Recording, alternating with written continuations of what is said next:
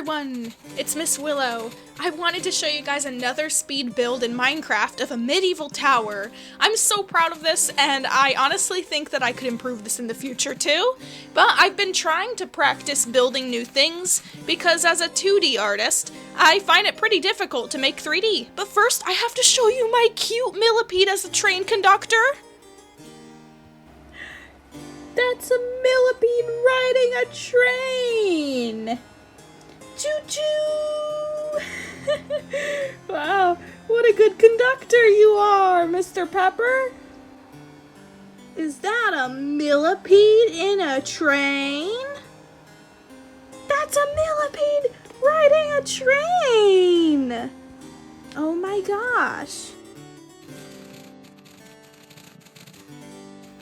Now to get into the serious business again, and yes, you might see my giant pet millipedes in some of my videos. I like to incorporate all of my other hobbies into different videos in little spurts, if that's not the main point of the video. So anyways, to the tower! I really do think that by the end of this video I should have made the starting base of the tower a bit thinner so that it looks more fantasy and wizardy and has a lot of magic in it.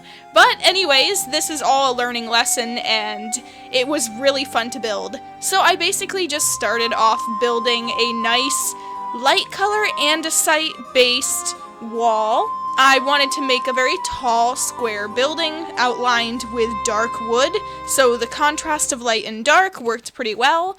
And then I went ahead and added different cobblestone and regular stone to make it look imperfect and unplanned. That is a look that many people, including myself, really do seem to enjoy, and it seems to make the build stand out more and look unprepared in a fancy way.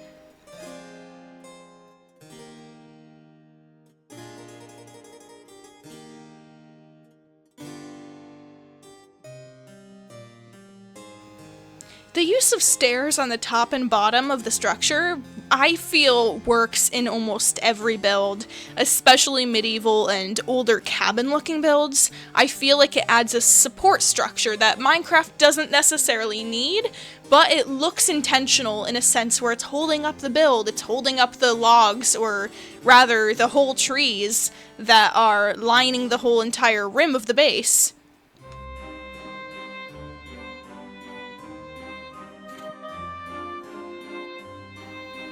As night fell, I could not tell whether I wanted the video to play out in speed through night and day cycles, as I thought, that might look really cool, although it was getting dark and I had to figure out where to place lanterns.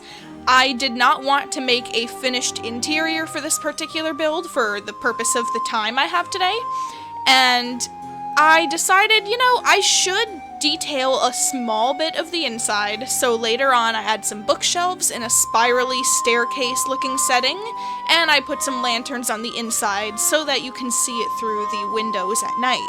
This was one of my favorite parts, adding lanterns and especially putting them on chains hanging down from long lengths next to short lengths, next to medium lengths. I think looks really cool and also unintentional in a pretty way.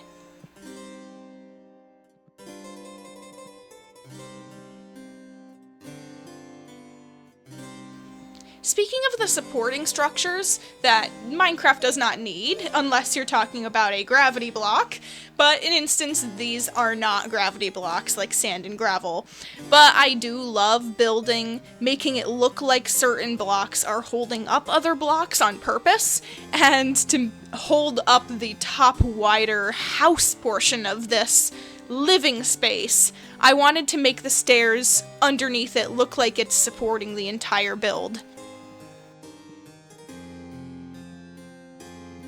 Something that I do feel that I could work better on in the future with a build like this is I'm tending to use a lot of the same colors and the same block palettes.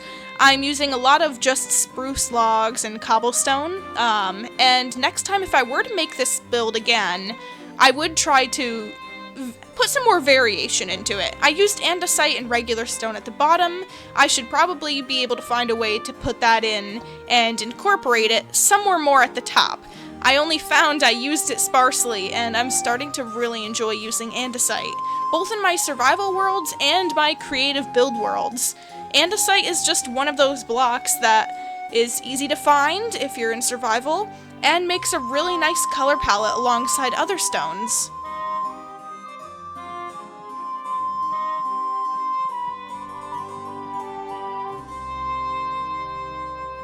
So, I know many of you guys have heard this from me before, but I genuinely take back when I say that building the roof is my least favorite part. In fact, I am not specific enough, and I realized during this build what it actually is that I don't like about building roofs. It's placing stairs and trying to make sure that you get in the right angle so that you don't place the stair sideways and then have to break it again. That is an issue that arises so many times when I go to build roofs that eventually I have just ended up blaming it on the roof itself rather than the mechanic of the block itself. Also, I want to point out that this is, I think, the first time that I have just willy-nilly slapped together a roof, a crooked, fancy, wizardy looking roof, just without any plan, and I'm happy with it. Usually the roof is something that I'm like a little iffy about, like, it's either too straight, it's too tall, it's too wide. There's always an issue when I make a roof, and I'm actually so happy with how this one turned out. And it is my main use, if actually only use. I'm not used to playing in the vanilla new versions of Minecraft, so a lot of these blocks are very new to me, but the mud bricks I'm loving using for chimneys. It just adds such a nice low color that is almost peaceful to me.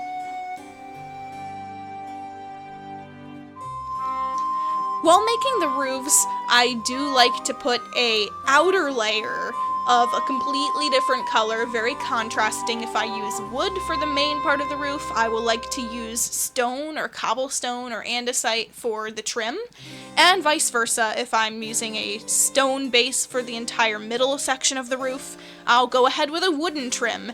And I'm now doing these trims 2 layers out instead of just 1. I feel like it adds a nice depth to the house itself. I also take advantage of the use of these trapdoors as adding little banisters, or probably not banisters would be the right word, but you know the things outside of your windows that you can place little plants on and little planters? I've been loving using that as a thin detail that is not too noticeable, but still enjoyable. Pathways make me so happy to build because I get to go right back to nature. Nature is one of the most important aspects of a build to me, and the setting around your build actually, I feel, really makes the scene make it or break it, and I love it. I was going to add custom-made trees surrounding the area, but instead of using a flat world, I decided to go ahead and just work with natural land in a flower forest. I figured a dark, scary-ish tower build like this could work very well and have a weird feeling in a peaceful, happy land, possibly filled with bunnies.